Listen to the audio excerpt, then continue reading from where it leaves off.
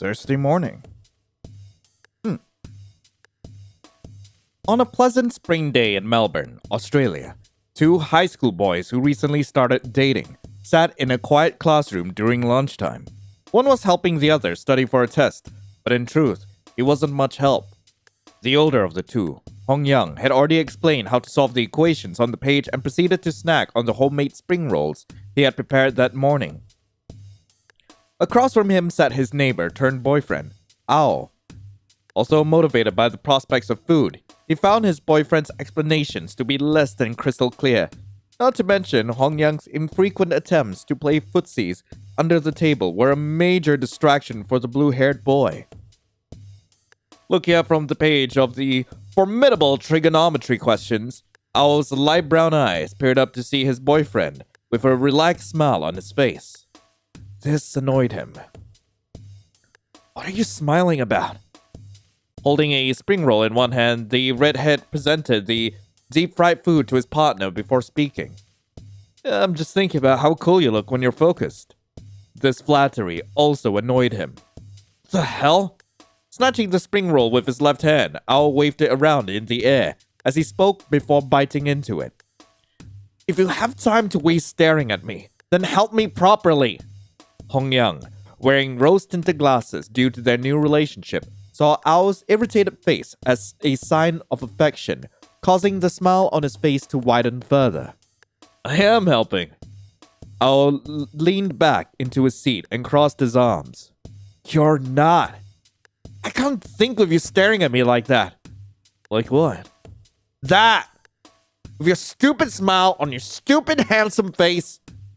The redhead's selective hearing only picked up the words he wanted to hear. You think I'm handsome?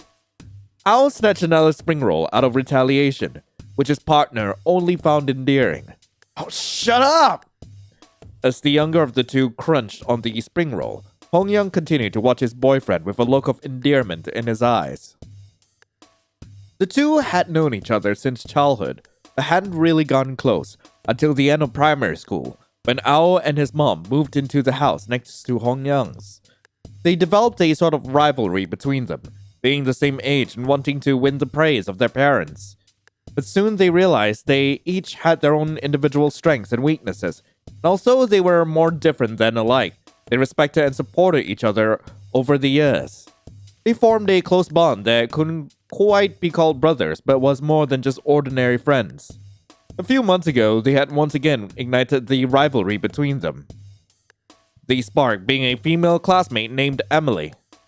Declaring that they both had feelings for her, the two boys made a bet to see which of them could win her over in the span of a week. The conditions were set and the deal was sealed, but to their surprise, in their attempt to get closer to her, they ended up becoming closer to one another instead.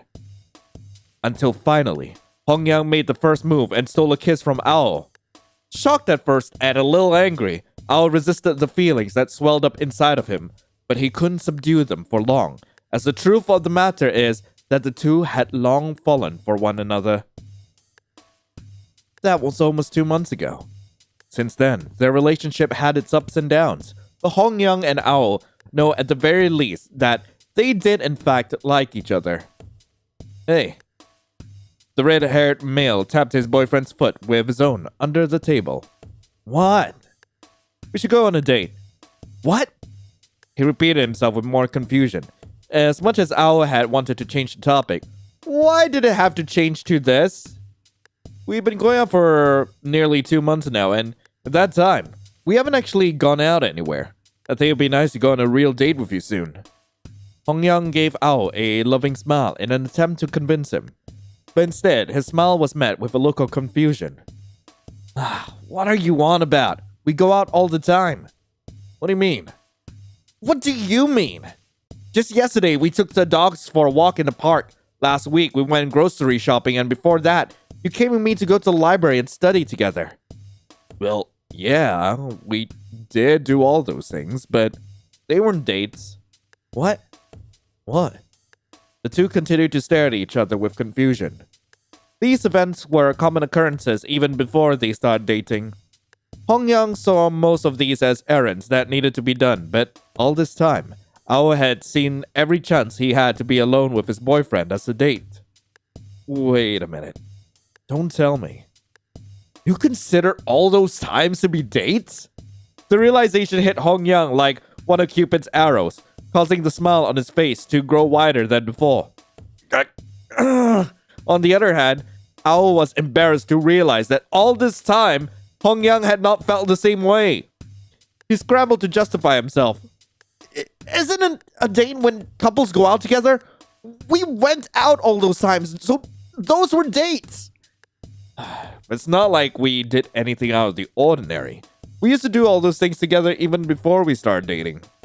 The fact that Ao thought of all the times they spent together doing trivial tasks or completing errands to be romantic dates filled Hong Yang with a sense of warmth and affection. Damn it. You're just too cute sometimes, Ao. The younger male adjusted his glasses, but kept his hand lingering for longer than needed to hide the redness on his face. What the hell? Was I the only one thinking we were dating? Reaching across the table, Hong Yang carefully held Ao's hand and lowered it to reveal his partner's face, red as a tomato. Yeah, I'm sorry. You're right. Every moment I spend with you is special. Flattery only made Ao feel more uncomfortable, causing him to turn away and give his boyfriend the cold shoulder. But I still want to do something even more special with you. So, why don't we go out on a real proper date? Let's create some memories together. The adoration in Hong Yang's eyes was enough to melt Ao's icy exterior. The blue-haired boy grumbled as he knew he had been defeated. Fine, whatever. So what do you want to do? Hong Yang didn't need to think very hard. He had known Ao for many years and could claim to know him better than he knew himself. Would you like to go to the zoo? We haven't been together and we can look at all the animals. This idea excited Ao. He loved animals, but he also didn't want to give Hong Yang the satisfaction of knowing how much he liked the idea of going to the zoo. After all, feeding his boyfriend's ego meant the redhead would become overly affectionate again, and every time that happened, Ao felt embarrassed. Whatever you want, I don't care. But of course, Hong Yang knew that the zoo would be the perfect date spot to take Ao. Gotcha. Oh god, I'm way too familiar with the soundtrack. Oh jeez. The weather was perfect on Saturday. The two boys caught the train into the city before hopping onto the 58 tram and stopping right outside the zoo's entrance. It has been years since either of them had last visited the zoo, the last time being a primary school excursion back in grade 4 or 5. Although they had attended the same primary school, they were never in the same class and did not hang out with the same groups of people. Hong Yang has always been well liked. He was smart and athletic, and eventually went on to be the school captain in grade 6. Ao, on the other hand, was socially awkward and didn't have many friends. Even the people he thought were his friends turned out to just be using him or were with him out of pity.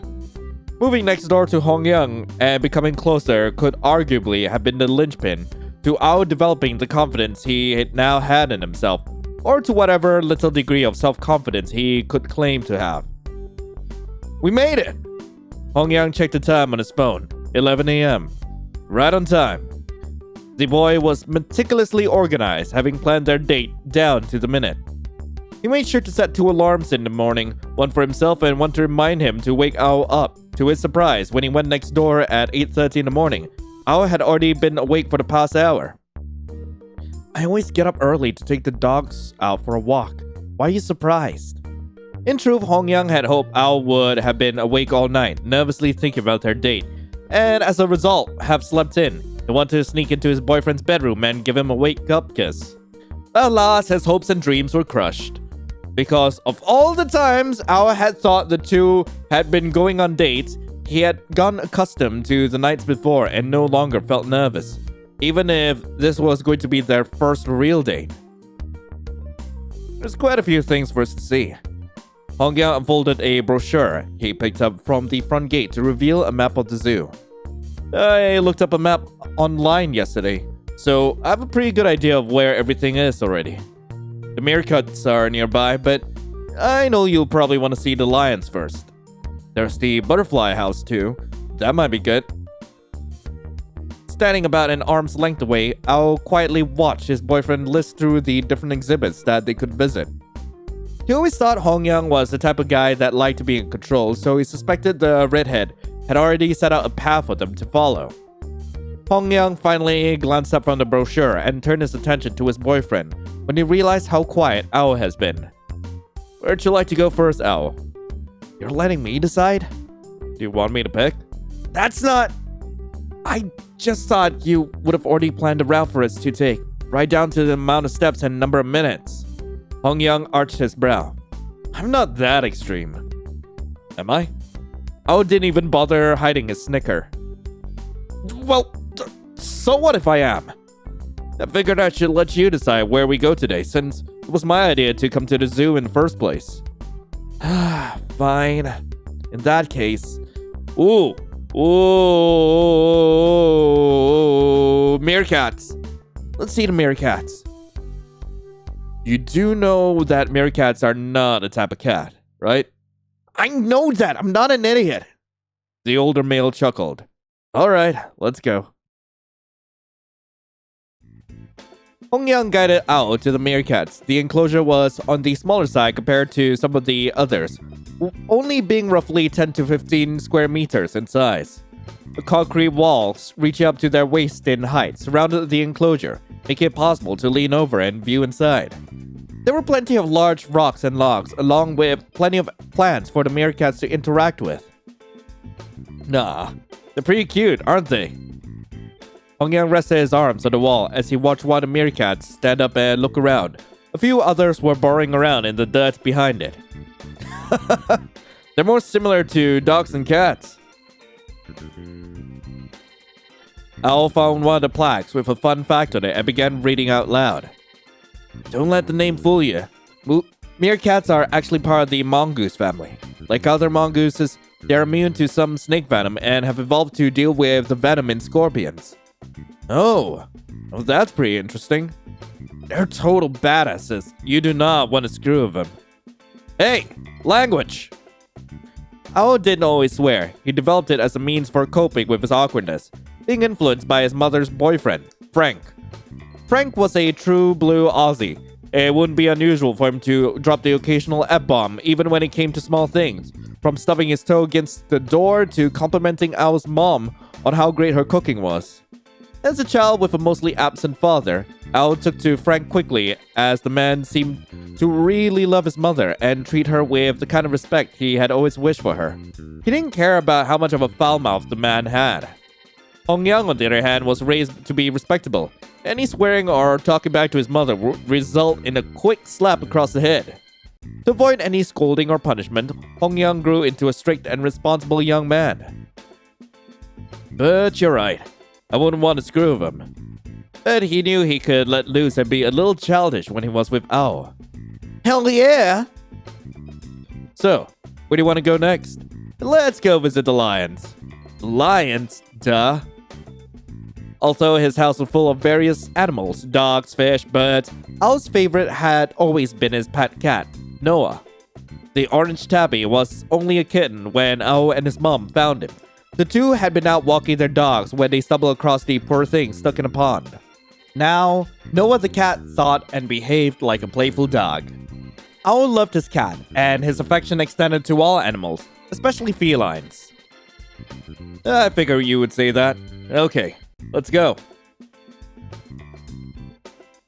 The two made their way towards the lion enclosure. Following a concrete path which led up to a thick glass viewing area, the lions could be seen scattered throughout the enclosure, lazily sunbathing.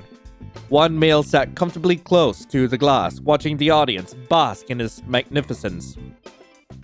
Ao would soon become part of the crowd, as he walked right up to the glass, so close that his nose was almost pressed against it. Cool. Seeing Ao this close is like, it's kind of funny. He contained his excitement and fear of making a fool of himself. Which one's cooler, the lion or me? Ao chose only to scoff instead of answering, knowing that by ignoring him, Hongyang's ego would get bruised. Well, Ao? Ao continued to ignore his boyfriend as he read the small plaque with fun facts about lions on it. A male lion's mane can grow as much as 16 centimeters in length and is a sign of dominance. As they get older, their manes grow darker in color. Should I let my hair go back to black? No! Ao hadn't intended on answering, but he really did like Hongyung's red hair. The first time Hongyung had dyed it was back in year 8 in an attempt to gain popularity. It worked. When Ao saw it, he couldn't admit that it really did make Hongyung look very cool. He was able to quickly convince Hongyung to help him dye his own hair blue, thinking it would also make him look good. It did. No? Why not? The redhead had a gleeful smile on his face, hoping his boyfriend would say something along the lines of, "I like you with red hair." That would have been the truth. Instead, he was answered with, "It doesn't suit your stupid face." I should have guessed he would say something like that. Ao really was fond of Hongyang, but he knew saying affectionate words would lead to affectionate gestures, and he didn't feel comfortable with that, especially out in public. They had grown up talking to each other in this manner, and now that they were dating, it was difficult for Ao to suddenly change the way he spoke. Besides, red suits you. But he did try from time to time to let Hongyang know that he wasn't entirely hated. Thanks, Ao. I'll keep dyeing it red for you then. Whatever, I don't care. Let's check out the next exhibit. Where do you want to go next? Let's visit the butterfly house. Let's check out the butterfly house. Hongyang looked at Ao with a puzzled smile. Really? You want to see the butterflies? He did not think Ao had an interest in insects. You got a problem with that?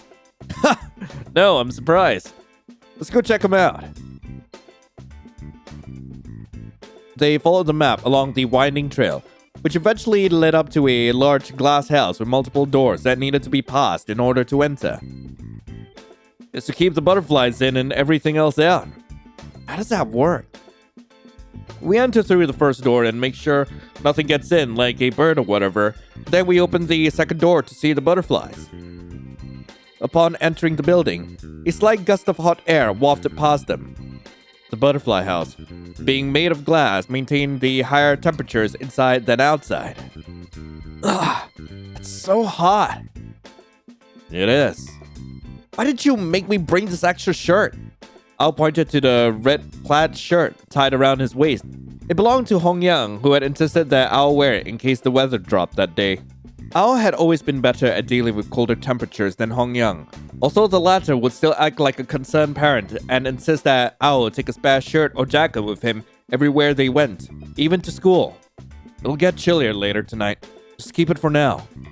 The spectacled boy groaned in defiance, but kept his hand on the knot he tied around his waist with the sleeves to ensure the shirt was safely secured. Inside, they were greeted by a sea of butterflies, each brightly colored and varying in size. Ugh! One tried to approach Ao suddenly, which resulted in the boy smacking him in air. Ao, what are you doing? It came right at me. It's a butterfly. You can't be serious. You can't seriously be trying to pick a fight with a butterfly. I wasn't. Hongyang felt a mix of embarrassment from his partner's actions, but he also couldn't help but smile at how silly Ao was being. Ugh. He had noticed, but as Ao had been trying to calm himself down, a butterfly with red and white wings decided to perch itself on Ao's head. Hongyang found the sight quite beautiful. In fact, he thought Ao was quite a beautiful person. His flowing long hair and clear skin made him look prettier than any girl Hongyang could think of, but his sharp brown eyes and toned physique also made him quite handsome in Hongyang's eyes. What? Ao had noticed that Hongyang had been staring for some time. What are you looking at? Hongyang smiled sincerely. How gorgeous you are. This made Ao blush redder than the butterfly on top of him. Shut up! Ao pushed past Hongyang and made his way to the fun fact plaque. He read it with a particularly aggressive tone. The red lacewing butterfly can be found in North Queensland. They are the only butterfly in Australia to be predominantly bright red, with its caterpillars also brightly colored in yellow and black stripes. Once he had finished reading, the butterfly fluttered its wings and left Ao's head.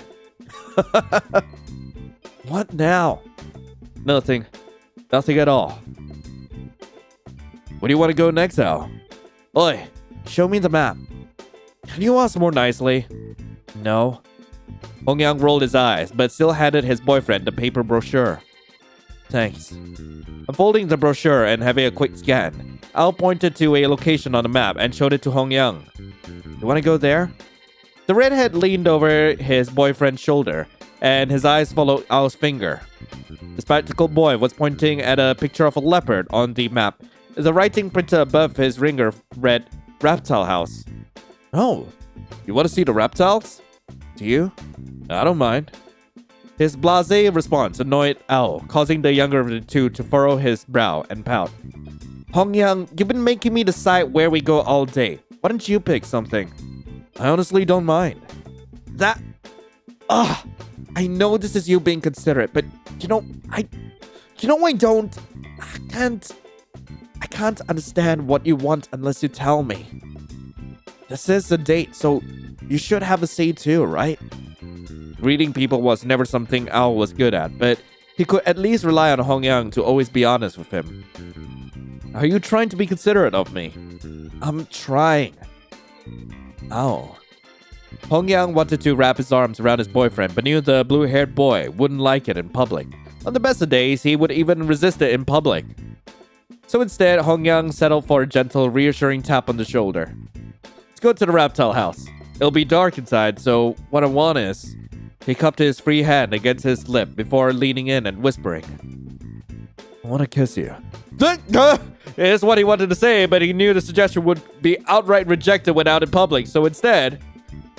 To hold hands. Hot red flushes spread throughout Al's body in an instant. He took a step back whilst pushing his boyfriend away. Not in public. We're just holding hands. They'll be dark. Someone could still see us. Hongyang figured that this would happen. Neither of the two grew up with parents that were big on public displays of affection. Hongyang rarely ever saw his parents hug each other or even be in the same room. The two had married out of convenience, and although the two had some kind of respect for one another, love was not something that they shared. Al's parents married into a shotgun marriage, and signs of resentment had always been evident in the way they treated each other. Any hint of love they once had for one another was long gone by the time Al was born. They divorced when he was young, and when Al's mom began dating her co-worker, Frank, she was still cautious about even holding hands in front of her one and only child. But Frank was the affectionate type, the type to scream, I love yous from the rooftop, something Hongyang had witnessed Frank do on more than one occasion. The first time Al saw the two of them kiss, he was embarrassed and shocked, not used to seeing his mother in that sort of situation. He then proceeded to make a big deal out of it, which made everyone uncomfortable. As the two boys grew up, Al's overall displeasure for PDA grew, whereas for Hongyang, his curiosity and hunger for affection grew with him. Hongyang wanted to show Al how much he meant to him, but Al didn't want the rest of the world to see it too. Alright, we don't have to hold hands, but are we still going to the reptile house? He soon surrendered, knowing that pressuring Al wouldn't get him the result he wanted. Sure. Instead, Hongyang had a strategy for getting what he wanted out of Al, which involved a little bit of manipulation and a lot of waving his hands about to get Al's attention. He was a devilishly cunning man. Like Hongyang had said, the reptile house was dark. There were no windows whatsoever, meaning that only the heated lamplights from each individual reptile box lit the way. The two stopped in front of a glass viewing window in the corner of the building. Inside was a large, stripy, four-legged creature bathing under the heat lamp. Hongyang pointed to the information plaque beside them, running his finger along the words as Al read them out loud. The blue-tongued lizard is one of the largest skinks in Australia. The sun flashing of its bright blue tongue is a deimatic behavior, used to distract predators such as hawks or eagles before being eaten. Huh? That's a new word. Deimatic? I know this one. We learned this in biology. It's like something an animal does to shock or stun its predators to give it some time to escape. Huh. How interesting. Raising his hand to his mouth, Hongyang stuck out his tongue and used his thumb to pull down his lower lip. Maybe I should get a tongue piercing. That will surely shock people. Hell no! The comment indeed shocked Ao, his brown eyes widening in the dark. Excuse me? No, don't get a tongue piercing. Okay, calm down, Ao. Why are you so against it? Far from being inexperienced, the two had kissed on multiple occasions, but every time, Hongyang had been the one to initiate. The older male was an aggressive kisser, often using his tongue to invade Ao's mouth and send shivers down his spine. The spectacled boy didn't want to admit that the thought of Hongyang having a metal rod in his mouth while kissing was too much for him to handle. Just don't, alright? Confused but compliant, Hongyang raised both hands and surrendered. Okay, I won't. Whoa, you really don't like the idea, do you? No, I don't. Ao pushed past Hongyang as he continued down the dark corridor, turning to glance at each reptile on the exhibit, but not really paying any attention to them. His mind was occupied with other thoughts. On that cloudless day, the bright white sun blinded the two boys as they emerged from the cold and dark building. Hongyang shielded his eyes with his hand, whereas Ao decided to close his eyes altogether. So bright. As his eyes adjusted to the sunlight, he took the opportunity to check his phone for the time, 12:45. Turning to his boyfriend, Hongyang tapped Ao on the shoulder to get his attention. You hungry? Want to grab some lunch now? Taking his glasses off so he could rub his eyes, Ao grunted a response before giving a proper answer. Sure. He returned his spectacles to his face. Did you make lunch? Tugging at his sling bag to lift it up, Hongyang smiled proudly as he spoke. Of course, we're having fried chicken sandwiches with lettuce and sweet chili mayo. I also brought a thermos with hot tea and made a fruit salad to go with our meal. It was times like these that Ao really appreciated Hongyang. Awesome! Using the map to guide them to a seating area with rectangular tables and benches, the two boys were fortunate enough to find one that wasn't already occupied by a family or another couple. They sat across from each other with Hongyang unloading his packed lunch in the middle of the table, a black container with sandwiches inside, a smaller red container with chopped up pieces of fruit, and of course, a blue insulated thermos filled with hot jasmine tea. He also took out a fork and napkin from the bag. If Hongyang was anything, it was organized. Dig in. He offered the first bite to Ao. Itadakimasu! The blue-haired boy went straight for the sandwich, biting into it right after speaking. As he ate, Hongyang carefully opened the thermos and poured some of the amber liquid into the lid. Here. He handed the beverage over to Ao. Thanks. As the younger male happily ate, Hongyang was content just watching the little twitch of a smile that formed on Ao's face as he chewed. To Hongyang, it was incredibly cute. But he was hungry too, so he opened the red container and stabbed a couple pieces of banana.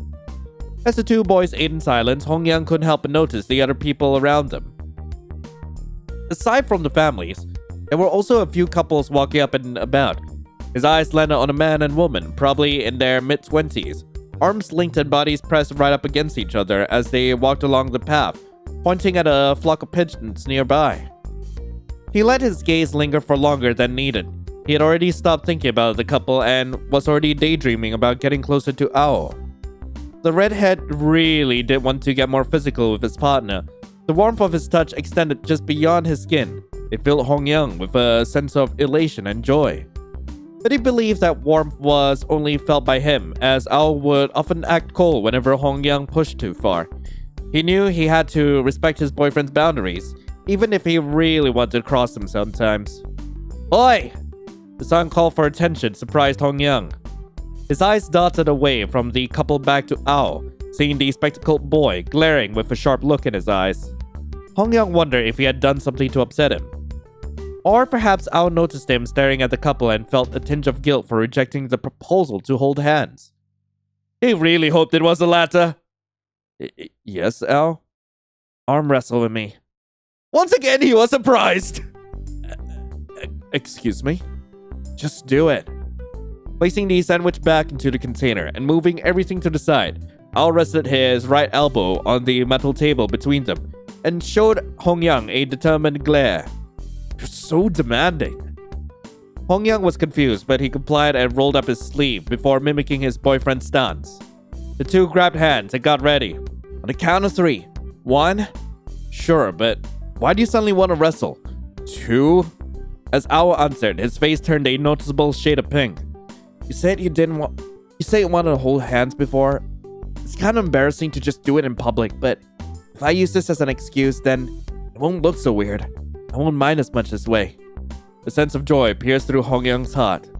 He was weak to Ao's moments of consideration and affection. It was times like these that made him fall in love all over again. 3! The table shook with a bang as Ao slammed Hongyang's whole arm down. Ah! He felt the pain shoot right up his arm and replace the joy that was previously occupying his heart. I win. Oi! You tricked me! I didn't trick you. I meant it.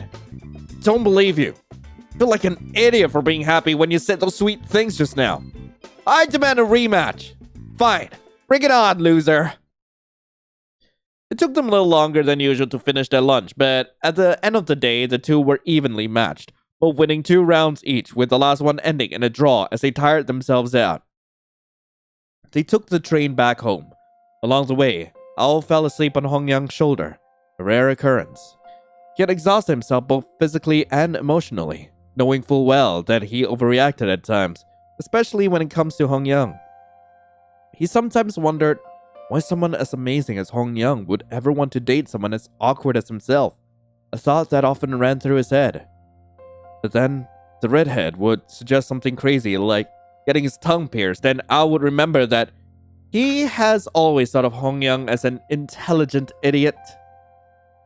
Trying his best not to wake up his sleeping beauty, Hongyang managed to take a sneaky photo of Ao as the younger male began snoring softly. He promptly saved the memory as his wallpaper.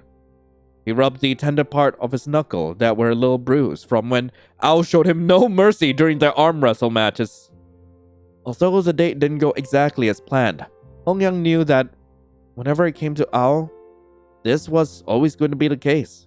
He liked being in control, but sometimes he enjoyed watching Ao do things out of expectations.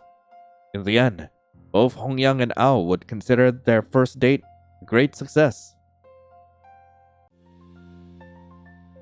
Ah, wait, I really want to see the CG of this. Like, come on, I need to see this. God, it's really gonna like slowly zoom out as like all the names come out, huh? But yeah, Jesus Christ. I know I'm supposed to play the first game in the series first, but I wanted to play something a little shorter before we actually get into that. God, there are still a couple more series on the channel. I do want to finish up first before we actually get into that. Oh my God. Oh, is that kid cute? God, I love them. Jesus. I love Ao and Hongyang so much. Jesus Christ. I really have to play that first game. But before then, like, there's still one more episode I gotta get to. Anyway, yeah, that was... Oh, it's not over yet. Oh.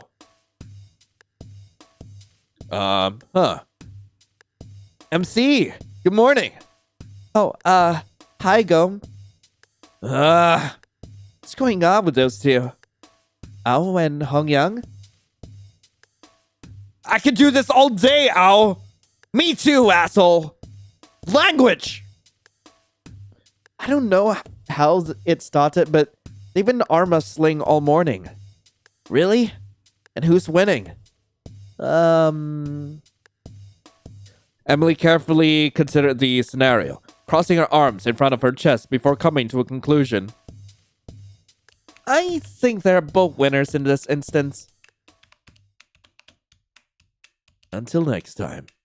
Hey, so that was The Love Interests Get Their Own Game, Episode 1. I really hope you guys enjoyed it. If you guys do want to play this for yourselves, link to the game will be in the description below. We will be back with Episode 2 soon enough, probably tomorrow if all goes well. But in the meantime, hey, thank you so much for watching. Hope you all have a lovely rest of the day. And, as always, I'll be seeing you in the next video. This is Lion, signing off. Ciao.